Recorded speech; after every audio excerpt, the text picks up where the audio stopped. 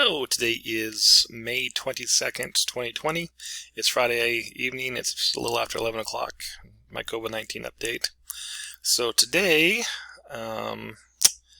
the news is that the confirmed cases in America is, we'll just call it 1,600,000. It's a little shy of that.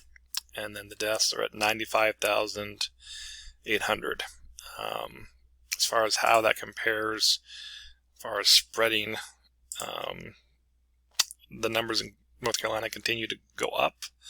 I mean, the rolling average right now is 641 new cases. And if you go back to May 4th, the average number of rolling cases was 387. So naturally, they're reopening restaurants and pools and other things.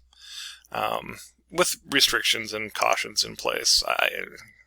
It's just interesting that they're getting back to opening things when clearly we continue to see more new cases. Now again, that may be because we have more testing. We don't know, but that's the thing. As far as the United States go, yeah, the average is again hovering around 23,000 or so new cases a day. That hasn't really changed. The other big news, which again, when you get into who can open, it gets really complicated.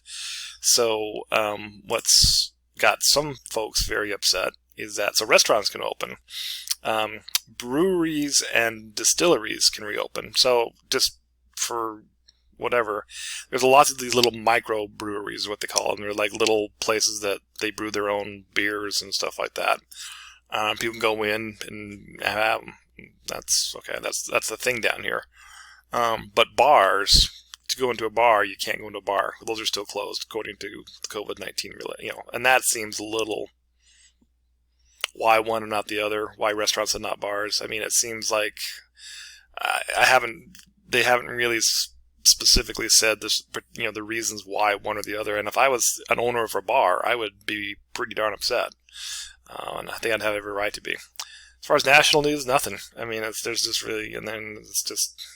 nothing major that's going on. So, that's really been about it. So it's Memorial Day weekend. As a kid, that meant that we would basically almost be done with school for the year.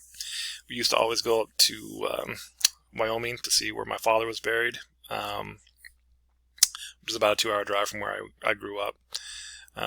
This Memorial Day, I mean, we live now in the east, so 3 of my 4 daughters will be home, and we'll do something fun, have the day off from work, which is nice. Anyway, so that's it for today.